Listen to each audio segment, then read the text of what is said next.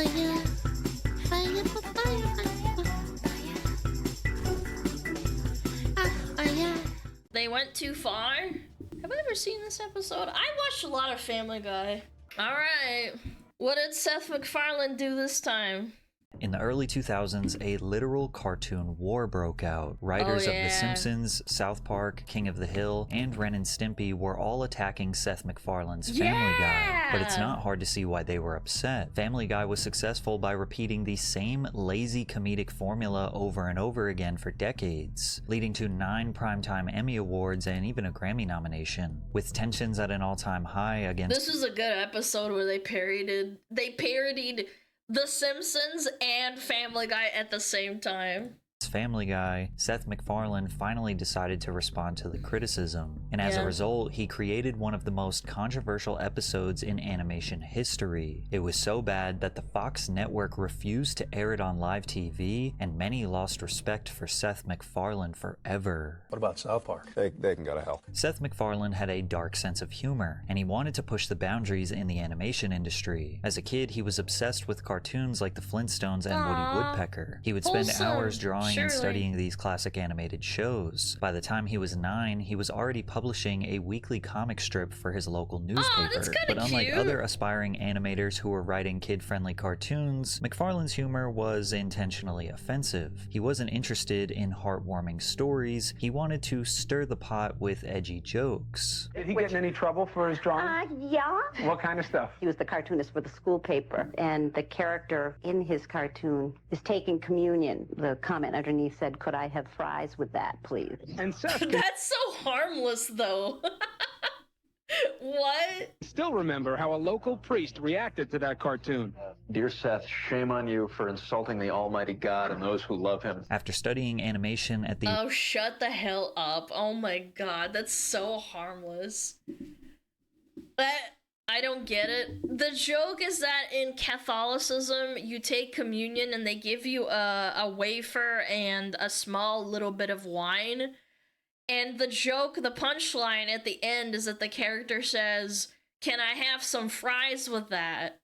Implying that you should get like a little bit more food, or like, it's like a joke about like, oh, you know, everything comes with fries. Like, it's so harmless. Rhode Island School of Design, MacFarlane caught the attention of Hanna-Barbera Productions with his thesis film, Life of Larry. Is it too much for a kid to just call his parents if he's going to be out late? You know, That's Peter! Peter! I mean, especially in a city like this, it ain't safe, you know, Lois? I mean, even in this apartment. I mean, some nut in his underpants could just walk in off the street, bang on the door, and demand God knows what. You guys have any Cheez-Its? Honey, I think we should move. During his time at Hanna-Barbera, he helped write and animate legendary cartoons like Johnny Bravo and Dexter's Laboratory. And while most animators work behind— I love Dexter's Laboratory, dude. It was so good. And the scenes for years before ever getting the opportunity to share their own projects, MacFarlane just kind of skipped the line. He pitched a crude, low-budget cartoon about a dysfunctional family featuring an alcoholic dad, a talking dog, and a violent baby to various networks, and But I thought the Family Guy's premise was to parody The Simpsons. Yeah. I thought that was the whole point of the... Oops, I dropped my thing. That was the whole point. Fox took a gamble on him. In 1999, Family Guy was born, making Seth MacFarlane the youngest showrunner in television history. Wow. But what nobody knew at the time was that this show would go on to change the animation landscape and make Seth one of the most hated men in the industry. Over the years, Family Guy has been called many things, from iconic to offensive, but if there's one word that keeps coming up, it's lazy. I enjoy Family Guy because it's something you can watch and laugh at without thinking. It has a formula, and that formula is easy to digest and laugh at without needing to pay attention. It's a good background show, something to listen to when doing something else. If you're going to expect a story, don't try to expect it from Family Guy. That's I disagree with this purely because early Family Guy had a little bit of nuance to it. Now it's all about, like what are they called? Side gags? Like when they cut to like a completely different story, they completely rely on that now.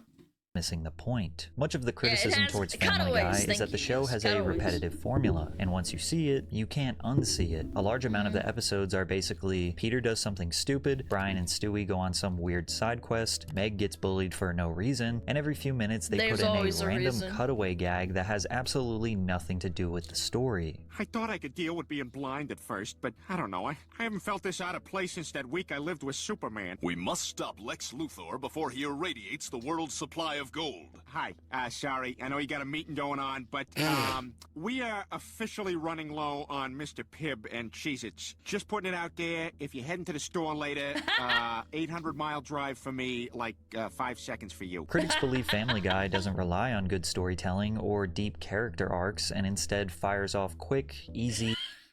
Your speed is fast. But, okay, hold on. I think that's part of the reason why Family Guy was funny. I just think the jokes now are so hit or miss. Like, they used to get bangers all the time. Like, older episodes from 2001 probably to, like, 2000, maybe, like, 8. Yeah, even The Simpsons suck now. Like, they used to be really good, and now they suck.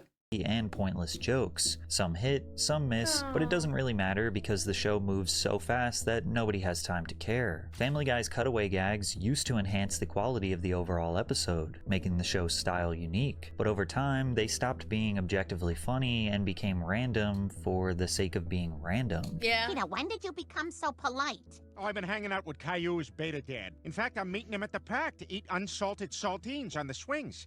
I feel like you're wearing what Rachel Maddow would wear to a pumpkin patch.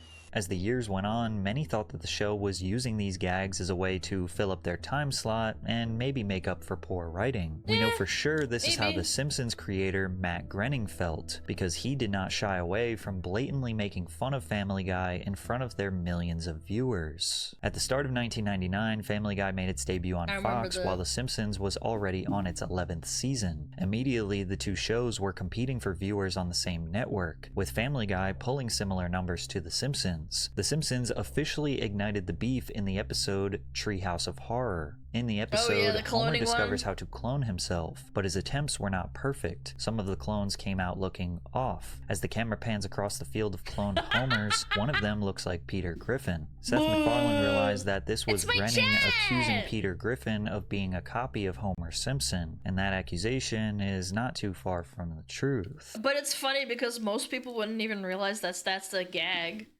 Accusation is not too far from the truth. The Simpsons pioneered adult animation in the mainstream, proving that animated shows could appeal to more than just kids and can oftentimes be edgy and controversial. And the genius behind the show was Matt Groening. Unlike Seth MacFarlane, who had a degree in animation, Matt Groening was just a self-taught hobbyist trying to make ends meet with his cartoons. In the late 70s, he was living in Los Angeles, barely scraping by, drawing and selling his own self-published magazine called Life in Hell. He also, the first time they published I think that was the pilot for The Simpsons, he literally didn't know if it was gonna bomb or not. He was like conceding to the fact that it's probably not gonna do well, and it popped off. After his cartoon got the attention of Hollywood producer James Brooks, who produced talk shows and small TV shows, he asked Groening to make short animated skits for The Tracy Ullman Show, which resulted in Groening creating a batch of characters for these segments called The Simpsons. The Simpsons! The young lad who captured the notorious candy store bandit. How does it feel to be a hero, Bart? Pretty damn good, Phil. Your family must be proud of you right now. I bet they're jumping up and down. Woo! What started out as shorts on a sketch comedy show in 1987 quickly turned into a full-length series by 1989. And from the moment it premiered, it was an instant cultural sensation. The Simpsons wasn't just another cartoon, it was the cartoon. The show took the classic family sitcom formula seen in popular shows like The Cosby Show and flipped it on its head. And that didn't age well, huh? That did not age well.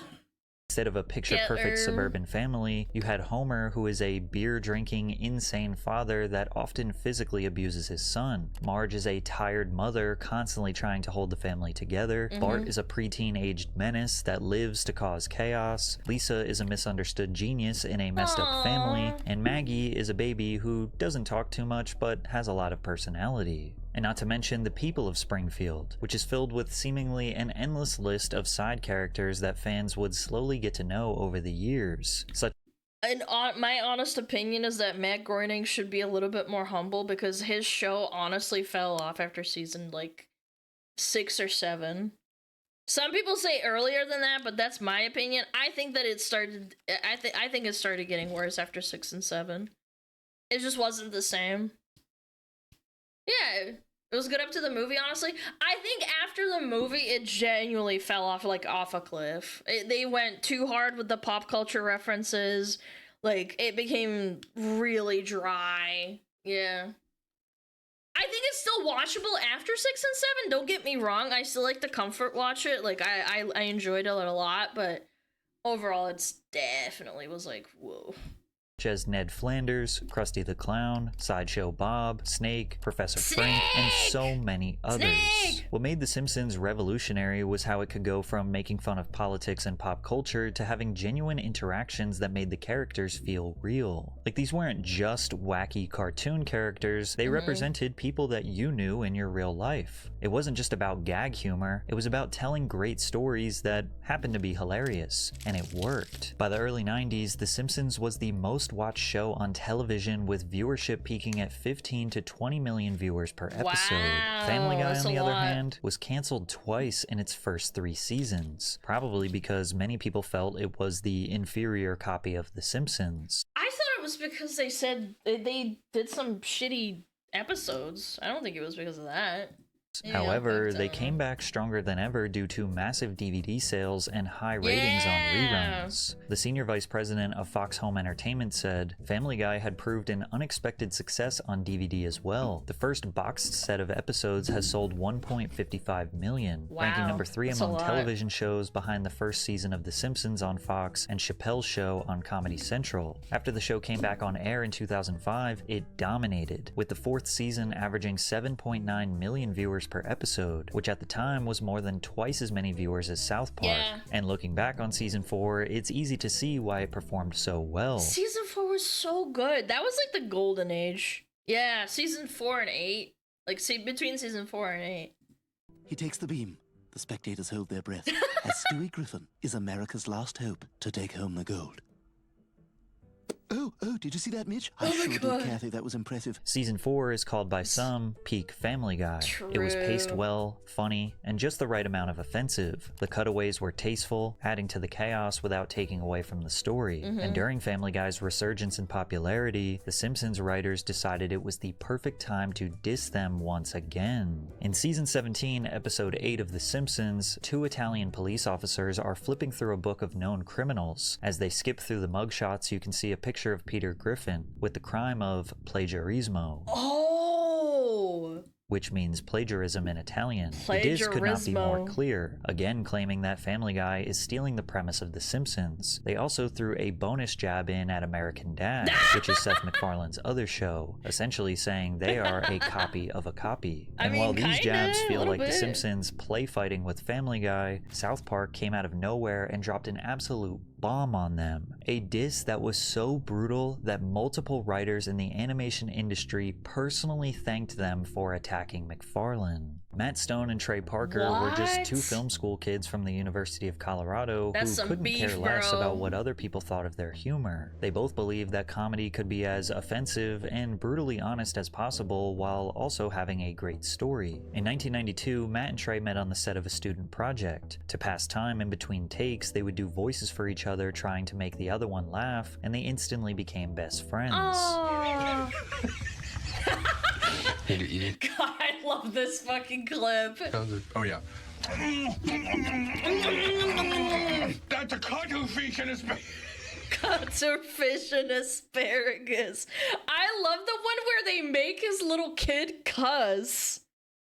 Yeah, he has a little daughter in this, like, one of these clips, and she's, like, trying to get him... He's trying to get her to do the voice for Ike. That's cute. That's a cuttlefish and asparagus is not sitting well. Oh, no. Cuttlefish... Cuttlefish is about to come out of my... Oh, here it comes! Oh, it's going to be a rot! Hold on, Kater! I believe in you! of every semester, the film department put on a student screening. And since it was right before Christmas, they needed something Christmassy. So Matt and Trey decided to use construction paper cutouts to animate characters and make their first short together called Jesus vs. Frosty, which would lay the foundation for what we now know as South Park. After college, both Matt and Trey moved to LA, where they would meet Fox executive Brian Graydon at a screening of their indie film, Cannibal the Musical. Brian loved their style so much, he decided to help spread their work around the industry. After some back and forth negotiations with companies like Fox and MTV, Comedy Central decided to greenlight the first episode of South Park.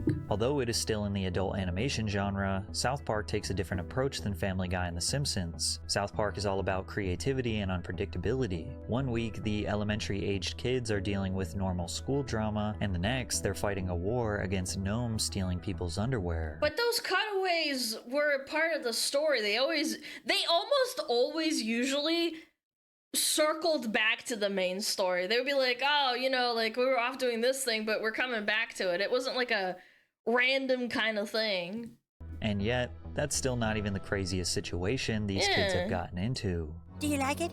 Do you like it, Scott? Oh no. I call it Mr. and Mrs. Tenorman chili. Oh my god! My parents! Oh my god! This is fucked up.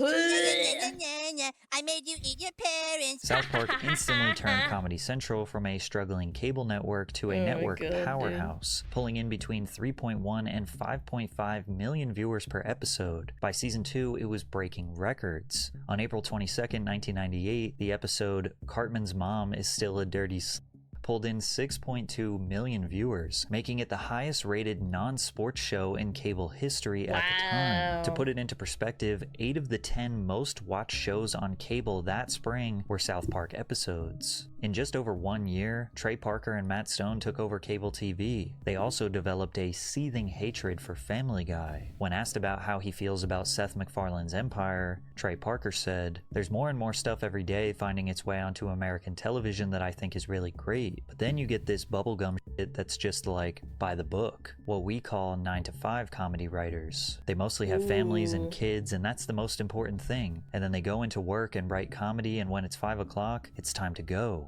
It's gag humor. And gag humor drives us crazy." I wonder what they think of The Simpsons. Where it's just like, here's a gag, here's a gag. It's got nothing to do with what's going on in the show. Just like, here's a gag. And anyone who writes comedy knows that that is the very easiest, simplest thing to do, and you don't really need any talent to do it. You just need to learn the craft and do it. He's got a point though. Like, having gags that are completely unrelated, instead of it being part of the thing, part of the show or the story, even to like a modicum of a degree, why didn't they include the part with the fat joke, you know, the fat joke with the car? Why didn't they have that part of the episode? No, because it's harder to like integrate it into the actual animation. Similar frustrations were expressed by Slop John comedy? Kricfalusi, I mean, kinda, the yeah. creator of the iconic cartoon Ren and Stimpy. If you're a kid wanting to be a cartoonist today, and you're looking at Family Guy, you don't have to aim very high. You can draw Family Guy when you're 10 years old. You don't have to get any better than that to become a professional cartoonist. The standards are extremely low. Tensions in the animation industry were at an all-time high, with more people speaking out against Family Guy than ever. So in 2006, Matt and Trey decided to escalate the tension to a full-blown war. South Park released a 2-part episode titled Cartoon Wars. In the episode, Cartman really wants to sabotage Family Guy because he hates their lazy gag writing. As Cartman arrives to the Fox Network writing room, he is And South Park's better?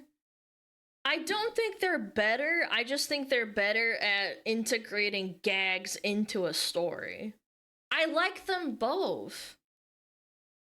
I think that it is lazy. It is lazy to have just cutaway segments all the time in your stories. Yeah. TV drama is cringe. Yeah, but like VTuber drama is cringe. I think this is interesting because I didn't know that everybody hated Family Guy this much. As a viewer, I thought this whole gag about Family Guy was kind of like part of the joke.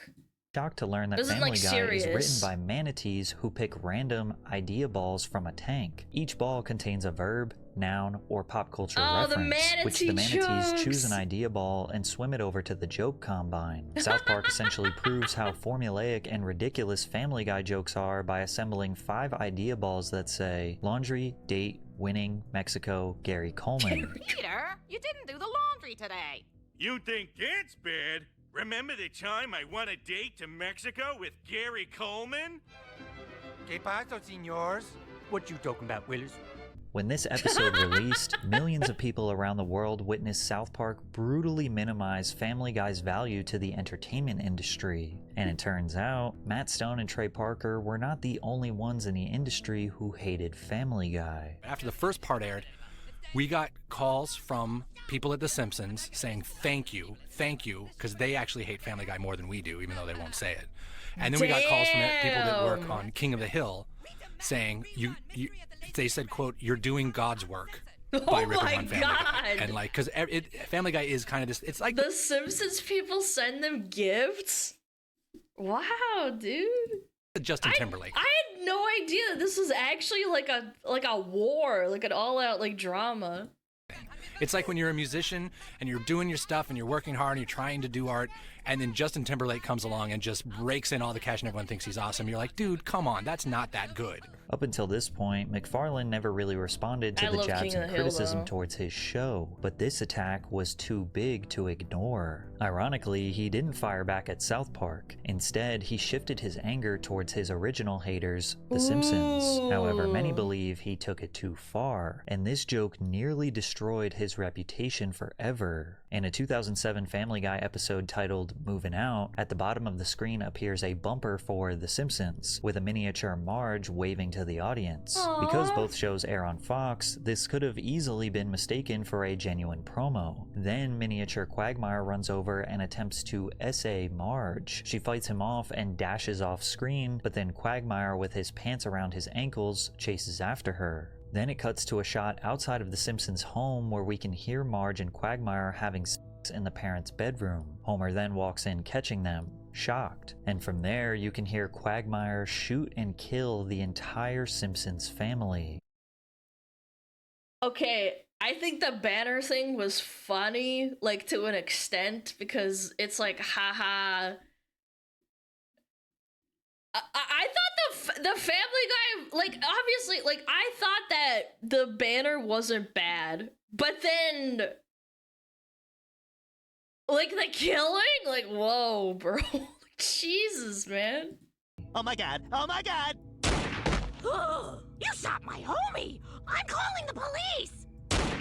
So, Simpsons, R-word, and murder. Yeah, that got... I mean, that's fucked up. Like, genuinely, I think that was a bit too far. I think they could have lifted it with the banner and the Quagmire. Like, because he's like a horny dog. Like, haha, he'll shrink himself and chase Marge off screen. But, like, oh, man, that's weird. Dark real fast. This scene was so brutal, That's it actually awkward. never made it to live TV. The Yeah, I only never reason saw we ever this got part. to see this scene was because it was included in the Family Guy DVD box set. Also on the DVD, Seth MacFarlane does a director's commentary where he discusses this specific scene, doubling down that he feels this joke was not too far and it should have been aired. I'm not going to be diplomatic because Oh what happened here was fucking bullshit. This is a gag I got a call from the network saying, you can't do this. You cannot do this gag. And with The Simpsons, and I said, why not? They've made fun of Family Guy like 5 times, which... Okay, but they didn't, like, shoot and kill and, like rape, Meg or something. Like, I don't know. Like, they fought, like, they had the characters fighting, I think, on South Park, but I think this is a little bit... I think you guys are too sensitive. No, I think you're being a little bit of a fucking edgy asshole. I think this is a bit weird. Because on one hand, it's like, okay, well, you're allowed to make jokes, but, like... Yeah. You know, which they're entitled to do. I mean, they make fun of everyone, and so do we. So what's you know, why can't we take a little shot at them? And It's not a little shot. they said, well, because we want to end the feud, and And I said, well, what feud? What are you talking about? And I had talked with Matt Groening, who has a wonderful sense of humor about this stuff. And, you know, there's no feud. And you know, plus it's... We actually have had a couple of writers, Simpson writers, who have written for Family Guy, Richard Pell and Brian Scott. Yeah. I mean, it's, you know, they've taken many shots at us, again, all of which have been funny. And Fox said, well, this seems a little personal. And I said, well, how could it be any more personal than a picture of Peter Griffin on a wanted poster that says plagiarist? They made fun of me. Why? Okay, but that's a joke. Like, it's a joke because it's just another family. Like, I just don't think... I just don't think that's that funny. Yeah. Why can't I make fun of them? Seth, you shot a baby. Likely due to the network just wanting the beef to be over, both Family Guy and The Simpsons stopped taking jabs at each other for a while. Yeah, and I also think that because they were on the same network, I also think it's not good for business. You know what I'm saying? I think that Fox did the right thing, because I think if they were on different networks, I think this would have been a little bit different as well. I think that they acted like the parents and they put them in timeout and being like, a bunch of sensitive Sallys in here. I don't know, bro. I think you're being a weirdo. If I had a fight with some other VTubers, proverbially speaking, and I took shots and said, oh, well, you're a slut and a whore, and then they took it too far and said, I deserve to get raped and murdered, like, I feel like that would be too far. It's not equivocal, man. It's not the same thing. Even, like, on an insult level, if you say you call someone a fat whore, and you say that's not funny, and then it's like, okay, well, it's not funny, but I'm gonna make, like, a pot shot and say you deserve to get raped and murdered, or at least say, like, oh, a lot of rape murder, haha, funny. Like, I don't know. It's just kind of weird. VTubers are real people, though. These are fictional. Okay, that's a decent argument. However, he took it personally because he said that they're saying that Family Guy is plagiarizing The Simpsons in a gag inside of the cartoon. He clearly took it personally. Yeah, I don't think... Again, I know it's not a one-to-one, but it's like, haha, you raped and murdered your cartoon. Look at us. Very funny.